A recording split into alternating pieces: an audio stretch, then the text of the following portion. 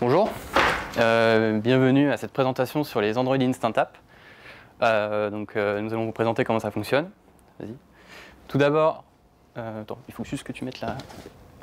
Tu cliques là. Voilà. Pardon. Tout d'abord, on va présenter notre société, Smart & Soft. Donc, nous sommes deux développeurs Android. Donc, je suis Antoine et voici Romain.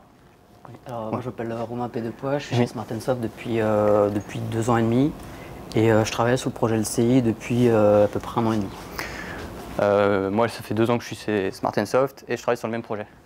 Vas-y. Donc, Smart & Soft, c'est une entreprise, une agence de développement mobile. On est spécialisé dans le développement natif.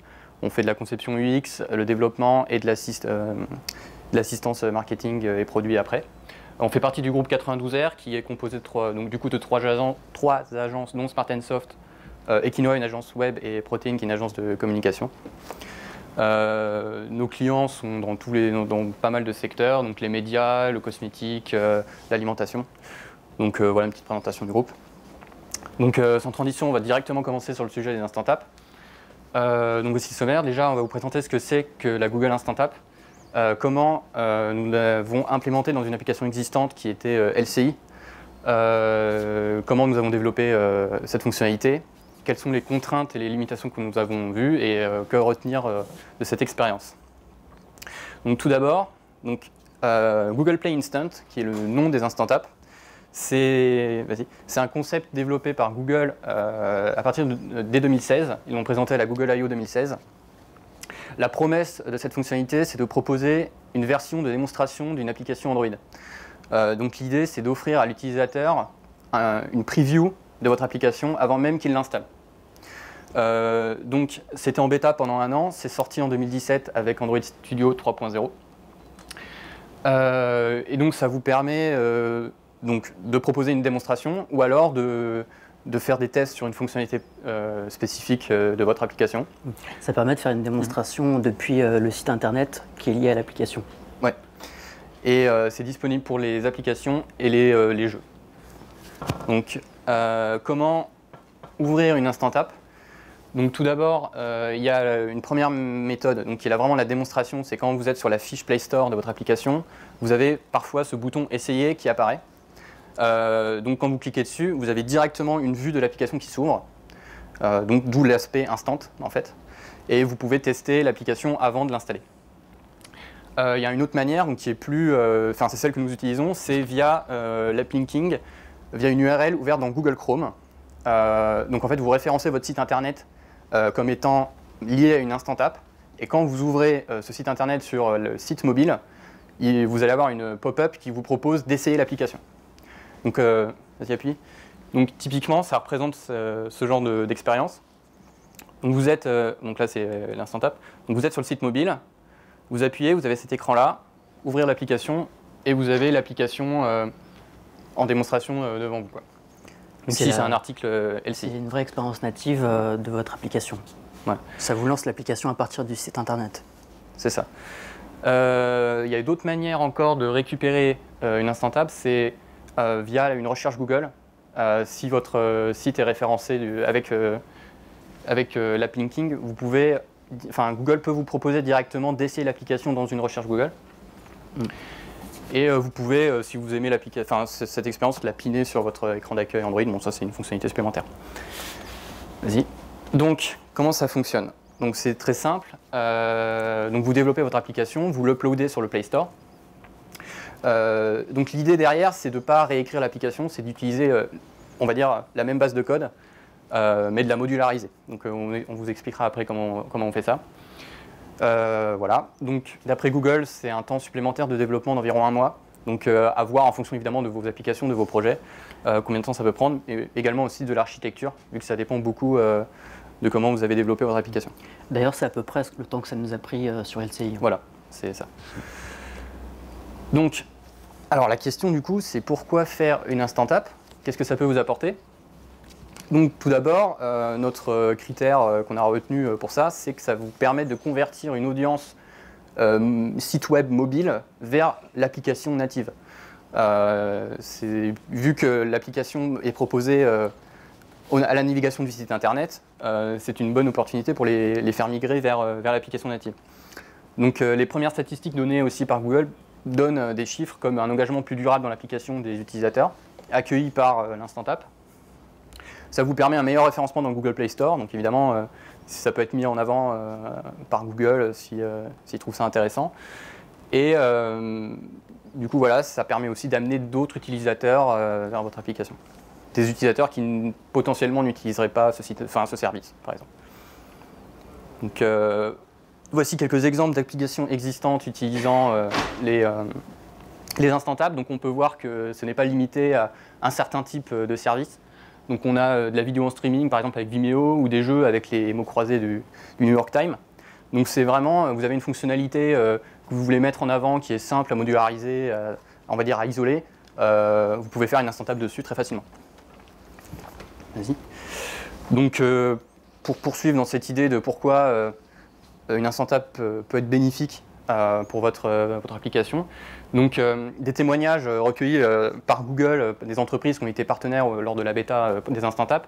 Donc, par exemple, NOS, qui est un site néerlandais de vente, disent qu'il y a 30% d'engagement supplémentaire.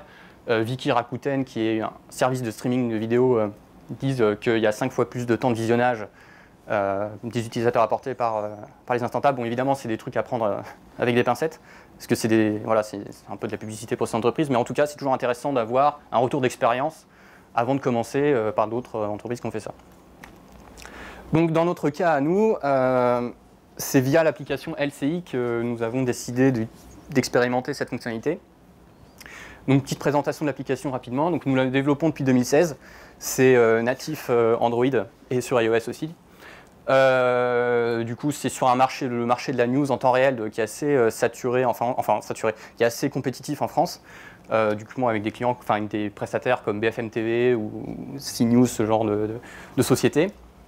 Et du coup, il faut toujours trouver des fonctionnalités à mettre en avant pour se démarquer.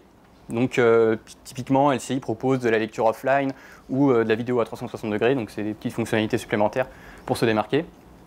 Et nous avons proposé au groupe TF1 d'implémenter les Instant Apps, qui était quelque chose de pas encore, et je pense toujours pas très utilisé en France. Donc ça permettait encore une fois de se démarquer de la concurrence. Sachant qu'évidemment, les Instant Apps, ça ne concerne que la partie Android. Voilà, donc par contre, ouais, ça concerne que Android du coup. Ça n'existe pas sur iOS. Vous m'entendez bien? Oui.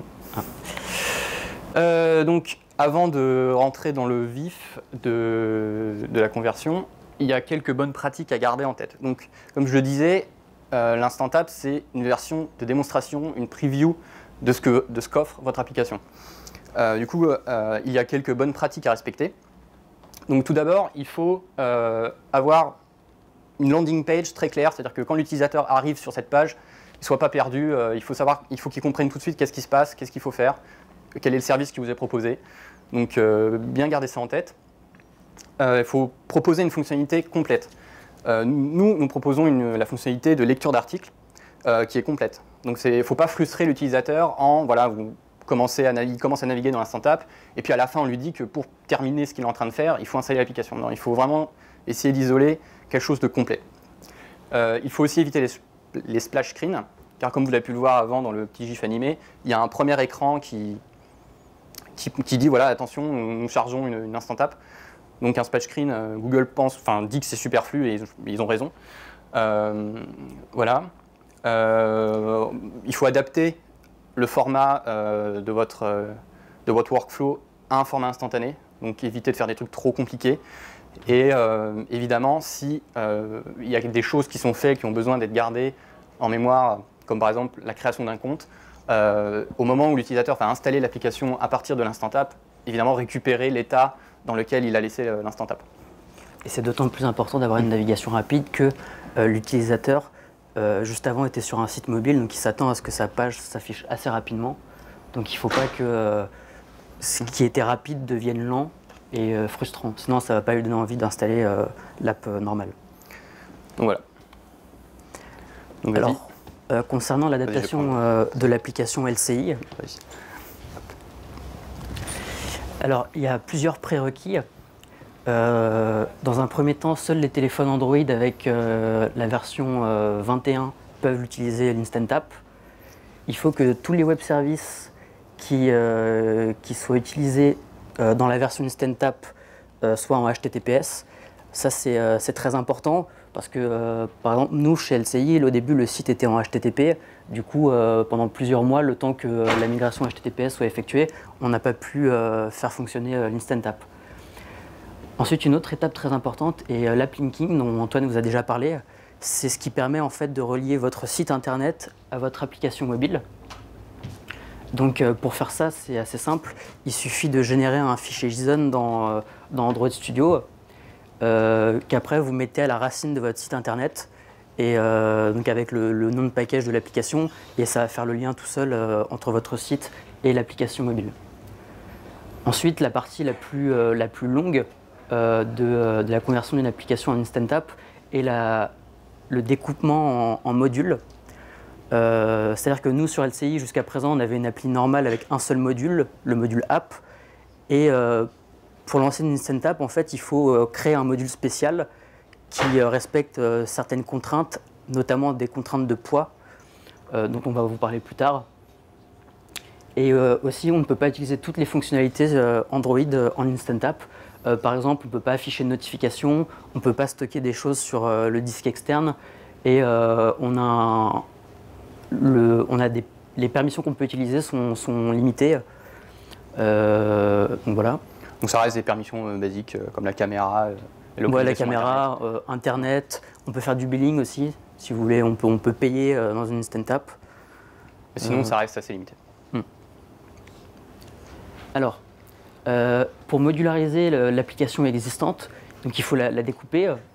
Donc, pour une application, il peut y avoir plusieurs versions d'une Instant App, sachant que chaque Instant App correspond à une fonctionnalité et un module, et donc à un APK. Alors, on distingue deux types d'APK. L'APK dit de base, qui est commun à tous les modules et qui contient le code indispensable au fonctionnement basique de l'application. Et ensuite, on a un APK par feature, donc par Instant App, qui contient le code nécessaire à la feature en question. Et on a aussi également le module app traditionnel de l'application installée.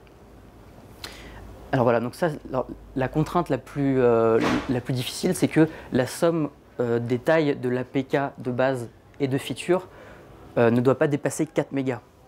Ce qui est très difficile parce que nous, par exemple, sur LCI, c'est une application qui a plus de 2 ans, donc il y a pas mal de SDK tiers qui sont rajoutés au fur et à mesure du temps. Et donc il a fallu vraiment nettoyer, amincir le code de manière assez violente. Et donc ce 4 mégas, il n'est pas anodin, c'est vraiment pour avoir le temps de téléchargement le plus court possible pour vraiment proposer une expérience instantanée, quoi. Voilà. C'est ça. Voilà, tu peux passer à la suite. Alors voilà un schéma du travail qu'on a eu à effectuer. Donc on est parti de la gauche d'une appli avec donc une appli monolithique avec un seul module qu'on a dû découper en modules de feature et en modules de base. Sachant qu'en fait, quand vous lancez une Instant App, Google vous dit que vous n'installez pas l'app, alors qu'en réalité vous l'installez, sauf que ça ne se voit pas pour l'utilisateur. C'est-à-dire qu'il vous télécharge quand même un APK que vous ne voyez pas sur votre écran de téléphone, mais il existe quand même. Et sachant d'ailleurs que vous ne téléchargez pas un APK, mais un ensemble de 2 APK, donc l'APK de base et l'APK de feature. Voilà. Alors nous sur LCI, la fonctionnalité qu'on a choisi de mettre en avant par l'Instant App, c'est la consultation d'un article. Donc LCI, c'est une appli de news, donc avec des homes, avec différentes rubriques, des vidéos, des articles, etc. Et donc ces homes nous proposent des listes d'articles, on peut ouvrir le détail d'un article, et donc c'est le détail d'un article qu'on a décidé de mettre en avant. Donc c'est-à-dire juste cette vue-là de consultation d'un article. Donc ça nous paraissait le plus simple parce que c'est justement une activité qu'on ouvre par-dessus l'activité de la home. Donc c'était déjà assez simple d'isoler. Ouais, c'est une feature qui a l'avantage d'être indépendante de tout le reste de l'application. Ce qui est très important pour l'Instant App. Parce que comme l'a dit Antoine, il faut proposer des features complètes, donc il ne faut pas que ça nécessite trop d'écran, trop de code. Alors voici un schéma qui résume un peu cette philosophie. Donc on a l'APK, donc le module de base qui contient le code qui est utilisé par tout le reste.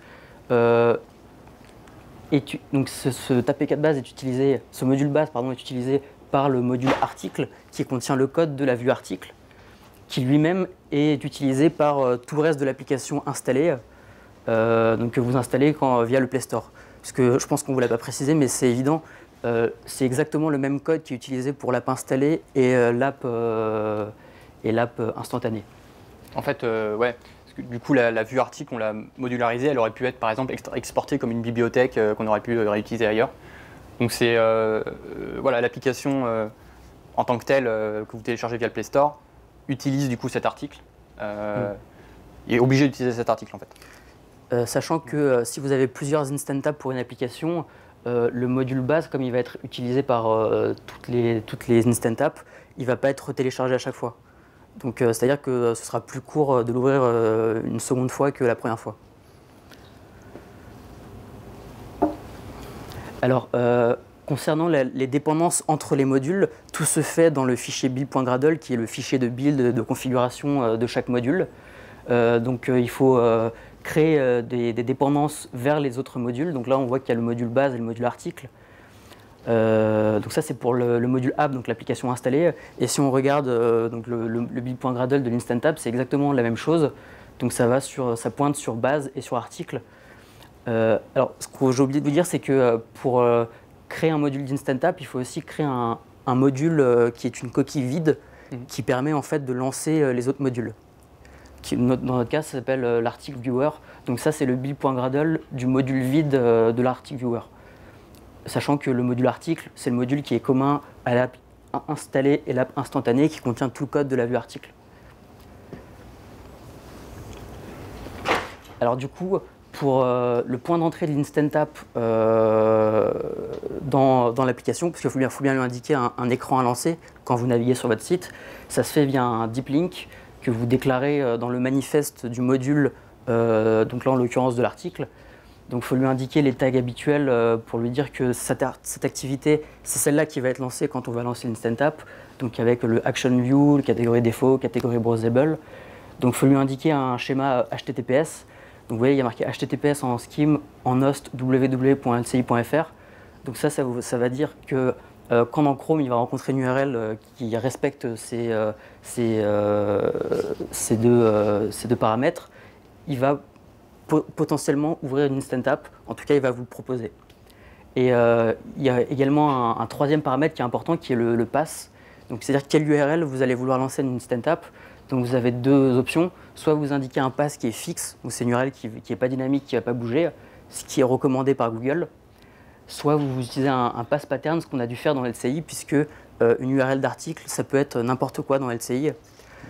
Du coup ça peut poser des problèmes parce que ce qu'on indique dans le pass pattern, c'est pas aussi fin qu'un regex, c'est-à-dire qu'on ne peut pas faire tous les types de patterns pour les URL. Donc du coup, si vous n'avez pas une URL qui est bien formatée, vous risquez d'ouvrir des écrans en instant app que vous ne voulez pas ouvrir. Donc il faut faire attention à ça.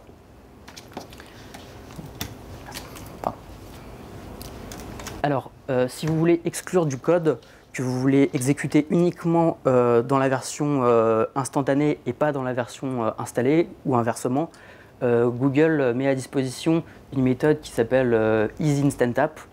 Donc le nom est assez évident, ça renvoie un booléen à true si on est en instant app, sinon c'est faux si on est dans l'appli installée. Et ça permet d'isoler du code. Ça c'est utile quand vous voulez par exemple afficher un bouton dans l'app instantanée mais pas dans l'application installée. Donc c'est assez pratique. Mais après il ne faut pas trop en abuser non plus.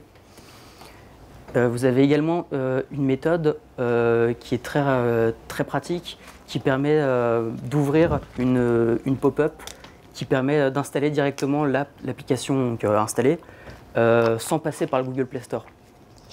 Donc ça, tout est automatique, c'est fait par Google. En fait, ça ouvre une fiche du Play Store au sein de votre application. Et donc voilà, donc ça prend en paramètre donc une activité, une intention, un request code si vous voulez récupérer l'événement après la fermeture, et un référeur qui permet de traquer la conversion de l'app instantanée vers l'app installée. Donc juste l'intention en fait c'est ce qui peut vous servir si vous devez récupérer un état. Vous passez les paramètres dedans et vous les récupérez après. C'est ça. Alors du coup, nous, ce qu'on a fait dans LCI, c'est de l'héritage entre modules pour en fait séparer le code, diviser le code qu'on avait avant dans un seul module en deux modules séparés. Parce que dans LCI, en fait, on a un fragment, donc une vue en fait qui est susceptible d'afficher tous les écrans, que ce soit des vues articles ou même des homes. Du coup, c'est un fragment qui est vraiment énorme. Donc plutôt que de le réécrire complètement, on a juste créé des accesseurs qui permettent de déplacer du code sans changer l'archi globale du fragment. Oui, donc du coup, en fait, à la fin, on se retrouve avec deux articles fragments. Il y en a un qui est utilisé dans les instant apps et l'autre qui est utilisé, en fait, pas vraiment, mais ils sont séparés. Il y en a un qui est utilisé dans l'instant app et l'autre. Et il y en a un qui est utilisé dans l'app installée. Voilà, ça. Et sachant que celui qui est dans l'app installée, on utilise les deux. On utilise le code qui est dans l'article fragment du module app et du module article. Alors voilà à quoi ça ressemble. Alors après, c'est pas hyper propre, hein, mais ça permet de ne pas casser tout le code. Donc là, vous voyez que ces accesseurs, c'est ceux qui sont dans le module Instant App. Donc là, ça permet en fait de ne pas mettre du code qui pointe vers des classes qui ne sont pas présentes dans l'Instant App. Donc là, ça renvoie nul. Et dans le cas du module app, ça renvoie la bonne classe. Et du coup, par exemple, cette classe-là n'est pas présente dans l'Instant App. Et du coup, ça permet de l'utiliser uniquement dans le module app et pas dans le module de l'Instant App. Alors, il faut également faire attention aux ressources, puisque en Android, tout ce qui est texte, c'est-à-dire des strings, tout ce qui est ressources comme des couleurs, des layouts, c'est-à-dire les vues des écrans, sont dans des fichiers indexés. Et en fait, il y a plusieurs fichiers comme il y a plusieurs modules. Du coup, il faut mettre tout le chemin du fichier parce que sinon, quand vous allez lancer l'Instant App, ça risque de cracher parce qu'il ne trouve pas la ressource. Donc il faut vraiment indiquer tout le chemin de la ressource, que ce soit un layout, un string ou une couleur. Donc on a eu pas mal de problèmes avec ça aussi. Alors concernant le déploiement, donc quand vous déployez une application Android, ça se fait toujours sur le Play Store. Donc c'est exactement la même chose avec une Instant App, sauf que là, au lieu que ce soit un APK, il y aura marqué que c'est un APK d'appli instantané. Donc ça se fait de la même façon. Vous pouvez le lancer dans un premier temps avec un groupe de testeurs. Et comme ça, si vous êtes connecté à votre compte Google et que vous faites partie du groupe de test, vous allez avoir les Instant Apps quand vous allez sur le site, sinon vous n'allez pas l'avoir. Et évidemment, vous pouvez le lancer en bêta puis en production. Et alors un truc qu'il faut faire attention, c'est que quand vous mettez une Instant App en alpha ou en bêta, la limite de taille n'est pas la même. Oui. Donc ça peut prêter à confusion au début, mais les vérifications faites au moment de passer en production sont vraiment celles décrites dans la documentation de Google. Ouais, c'est-à-dire une taille de 4 mégas. Donc sachant que c'est pas tout à fait un APK que vous uploadez, c'est un point zip qui contient les deux APK, l'APK de feature et l'APK de base. Et c'est vraiment quand vous passez, alors ça c'est très étonnant, c'est quand vous passez en production qui vérifie la taille ou pas. C'est-à-dire que vous pouvez uploader un APK qui est plus gros en bêta, mais ça ne va pas passer en production. Donc voilà pour la première démarche de conversion d'application. Donc du coup, en faisant ça, on a pu rencontrer pas mal de limitations, pas de problèmes, mais de contraintes liées aux Instant Apps et à son format assez spécifique finalement. Donc tout d'abord, la plus grosse, c'était le poids des APK. Comme dit auparavant, donc LCI c'est une application qui a 2 ans, donc ça grossit à chaque mise à jour, vous ajoutez des classes, vous ajoutez des SDK. Il a fallu passer un bon moment pour, on va dire, trier ces SDK, enlever ce qui n'est pas utile à la vue article, rajouter garder ce qui est juste utile et qui sert au fonctionnement de l'application. Donc quand vous compilez votre APK, vous avez donc, comme Romain l'a dit, le point zip, et vous pouvez ce point zip l'ouvrir dans APK Analyzer d'Android Studio, et APK Analyzer vous montre quelle taille ça fait, la taille des deux APK, et vous pouvez donc après lire le class.index et voir quelles sont les classes les plus lourdes, les SDK qui prennent le plus de place. Donc ça c'est une étape indispensable lorsque vous développez une Instant App. Vous allez passer clairement du temps là-dessus pour essayer de trouver les SDK à enlever dans le cas où vous partez d'une application déjà lourde. Donc pareil, ça permet de voir le poids des SDK, le poids des ressources, tout ce qu'il y a dedans. Voilà, vas-y. Donc pour limiter ça, après avoir filtré vos ressources, déplacer les bouts de code, enlever les SDK qui sont trop lourds. Vous avez d'autres solutions pour réduire encore plus la taille des APK. Donc vous avez des règles ProGuard. Donc utiliser l'obfuscation, le shrink resources pour voilà, réduire la taille de l'APK, enlever les bouts de code morts, tout ça. ProGuard, c'est ce qui permet d'enlever toutes les classes non utilisées à la compilation et également d'obfusquer le code, c'est-à-dire de renommer vos classes pour que ce soit plus difficile à lire si on décompile l'APK. Donc voilà, et il y a aussi plusieurs règles ProGuard qui permettent justement de gagner en place. Donc, vas-y, passe. Typiquement, vous avez votre ProGuard standard quand vous créez votre projet, vous avez des règles ProGuard qui sont prédéterminées par Android Studio que vous pouvez customiser. Donc de base, c'est ProGuard-Android.txt qui est utilisé. Mais il faut savoir qu'il existe un deuxième fichier qui s'appelle ProGuard-Android-optimize.txt. Et celui-là, justement, il est du coup optimisé, mais il permet justement d'approfondir en fait, le process que ProGuard fait d'obfuscation, de réduction de taille, d'enlever des classes qui ne sont pas utilisées. Donc bon, le gain peut paraître pas très intéressant parce que en faisant des tests, donc ça c'était en cours de développement, c'est pour ça que les APK sont un peu lourds, on gagne 100 kilooctets. Mais finalement, ces 100 kilooctets peuvent être très intéressants quand on est sur vraiment chercher les fonds de tiroir pour enlever des trucs. Donc ne pas négliger ça. Attends, excuse-moi.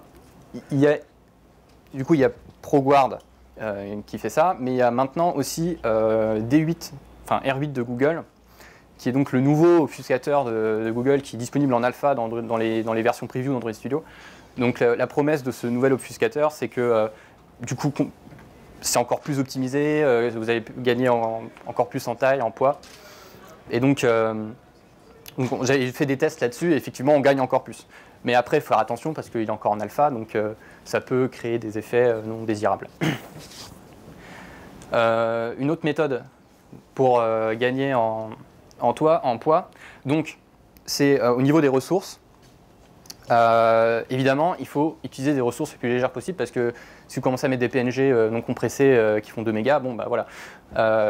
Donc l'idée aussi, c'est de limiter les polices embarquées parce que ça peut très très vite gonfler en poids. Je vois, nous sur LCI, on avait 1 méga de police puisqu'on a pas mal de polices différentes en fonction des articles. Donc Google propose une solution qui est intéressante qui s'appelle Downloadable Font, qui permet de télécharger les polices au lancement de l'appli. Donc ça permet de ne pas embarquer des polices et du coup de gagner en poids. Il y a aussi le format WebP, qui est un format d'image qui propose une compression très forte d'une image sans trop perdre en qualité. Vous perdez quand même un peu en qualité, mais vous vous retrouvez avec des images qui sont vraiment beaucoup plus légères. Typiquement, on avait une image de 800 kilooctets, en passant en WebP, elle est passée à 50 kilooctets, donc sans trop de perte de qualité. Donc c'est aussi intéressant de passer sur ce format-là. D'autres formats intéressants, c'est le SVG, ou tout simplement de ne pas trop embarquer de ressources, ou de télécharger les images à la volée, évidemment, si vous pouvez. Donc, quelque chose qu'on a dit au début et qui est obligatoire, c'est les appels réseau en HTTPS sécurisés. Ça, c'est quelque chose d'intrinsèque, on ne peut pas ne pas le faire. Si vous utilisez des appels réseau qui ne sont pas sécurisés, à l'exécution du code, aux appels réseau, le système ne fera rien. Non, c'est même pas ça crache, ça fera rien. Du coup, il faut le faire. Pourquoi ça peut être limitant? C'est que si vous êtes dépendant d'une API ou de web services qui ne sont pas sécurisés, vous devrez prévoir une évolution de ces derniers, ce qui peut rajouter du temps de développement et du temps tout simplement de manière générale sur l'autre projet. Donc vraiment faire attention à ça. Faire attention du coup aux SDK tiers qui peuvent aussi eux faire des appels réseau qui ne sont pas forcément sécurisés. Donc au moment où vous testez votre application, vraiment regardez dans vos logs s'il y a des appels réseau qui pètent. Et dans ce cas, faire le nécessaire pour que ça pète plus, quoi.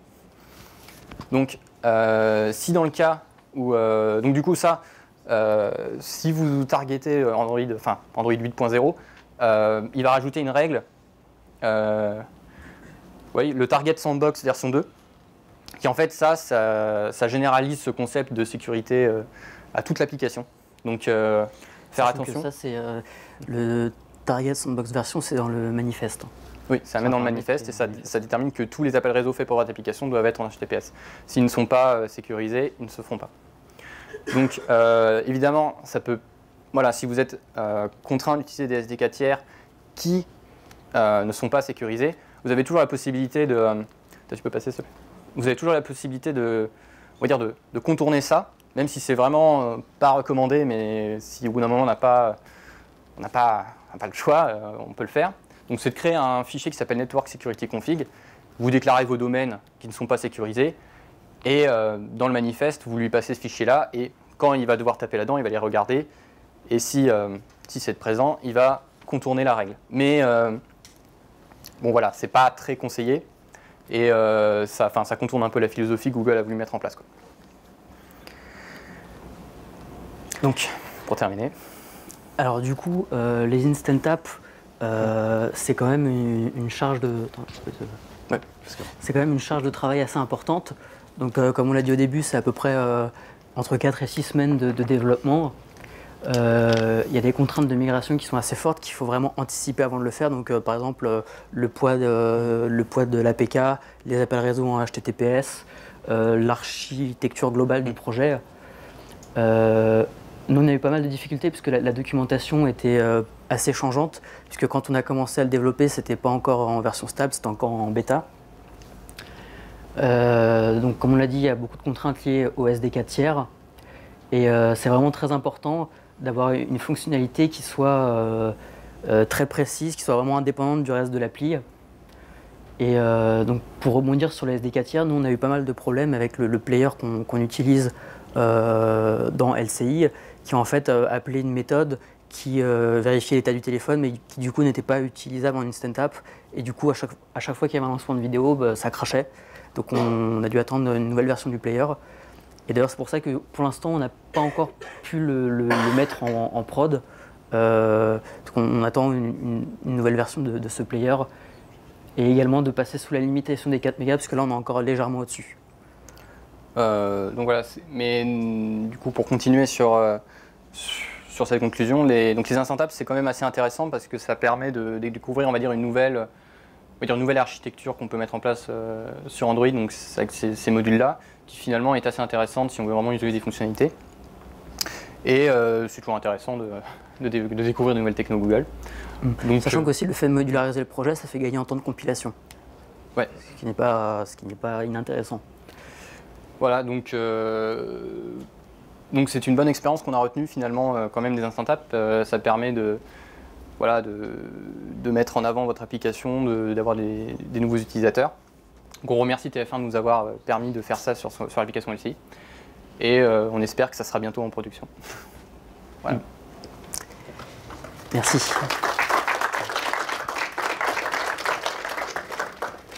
Vous avez des questions? Pour l'injection de dépendance, comment ça se passe? Parce qu'avec les dernières versions de Dagger, par exemple, c'est l'application qui collecte toutes les activités, alors qu'avant c'était des activités qui s'étaient remontées. Vous n'avez pas de problème avec ça? Alors, voilà. Du coup, sur LCI, nous n'utilisons pas d'injection de dépendance. On est plutôt classique là-dessus. Donc je ne pourrais pas trop vous dire si ça pose des problèmes. Après, vu comment c'est fait les instant apps avec tous ces modules-là, il faudrait tester, mais je pense pas qu'il y ait trop de limitations, il faut juste vraiment tester. En tout cas, je ne peux pas vous confirmer si ça... On n'utilise pas Dagger sur LCI. Une question? Oui. Et tout ce qui est base de données, etc. Alors, du coup, les bases de données, c'est un peu compliqué. Donc nous, les instant apps, sur les sites, on n'en a pas. Comme on le disait au début, vu qu'on est assez limité sur l'écriture de disque, on va dire que la majorité des bases de données, par exemple, bon, après évidemment il y a les contraintes de poids, je pensais à Realm qui fait 15 mégas quand on le tire, bon, ça passe pas.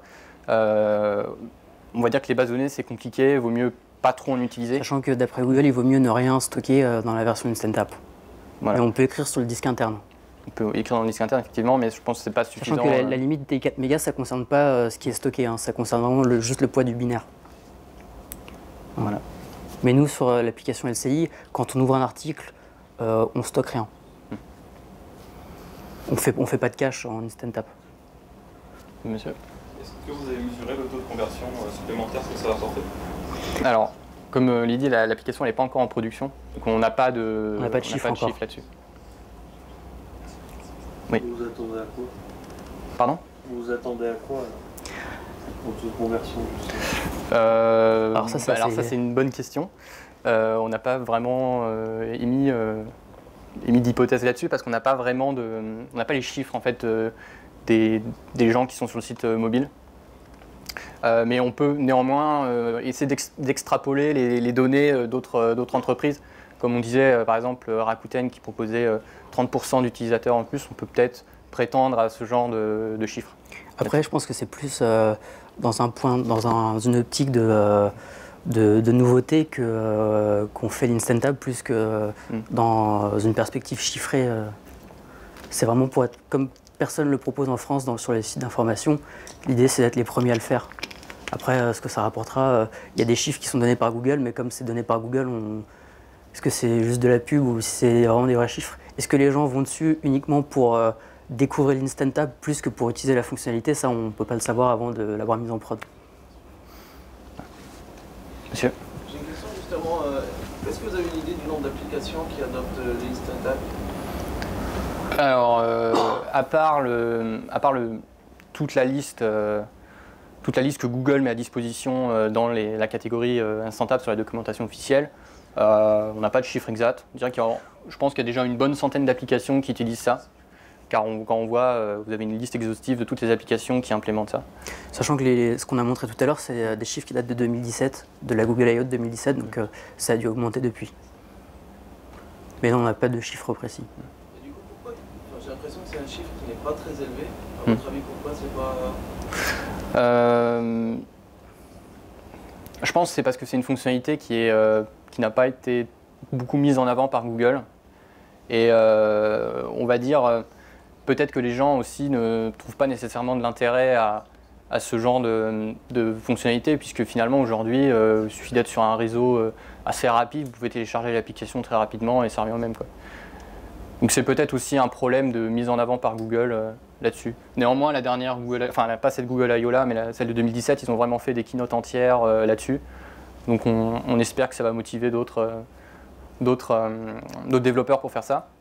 Et puis aussi, là, j'y pense, vu que ça prend quand même un certain temps supplémentaire, si on a déjà une application existante et que finalement on n'a pas nécessairement le temps nécessaire pour convertir cette application vers une Instant App, peut-être que tout simplement les développeurs ne sont pas intéressés parce que ça prend trop de temps et qu'ils ont d'autres choses à faire. Ouais, c'est vrai que c'est plus facile de développer from scratch une appli directement qui est modularisée avec la version Instant App que de partir d'une appli existante. Oui. Au début, c'est vous qui avez proposé à LCI ou c'est LCI qui vous a demandé de faire une Instant App sur un article? Alors nous, c'est nous qui avons proposé à LCI d'utiliser cette fonctionnalité. Et ils ont accepté. Pourquoi pas avoir fait du PWA, des choses qui me semblent plus adaptées aux besoins de LCI? C'est une bonne question. Après, ce qui était intéressant en fait dans les Instant App, c'est justement cet aspect, ça s'ouvre tout seul sur le site internet. Alors je ne sais pas si les PWA permettent de faire ça. Je pense que oui. Enfin, même c'est la promesse de la techno. Mais je pense que c'était proposé à une époque où c'était pas encore très... J'ai pas la date en tête des PWA de quand ça date. Mais bon. Il y avait un problème de support sur tout ce qui était Safari. Pour les WA? Les PWA? Ok. Ça se résorbe petit à petit. Okay. Bon, c'est encore... Après, effectivement, les PWA peuvent être beaucoup plus, peuvent être plus intéressantes puisque ça propose finalement peut-être moins de limitations que les Instant App. Donc, ouais. C'est deux camps qui se battent à voir. Il faut doser. Nous, on a choisi les Instant App parce que c'était nouveau et puis ça permettait de garder en fait la techno, du Java quoi, Android. Et là où PWA, c'est plutôt du JavaScript derrière. Voilà. Une autre question?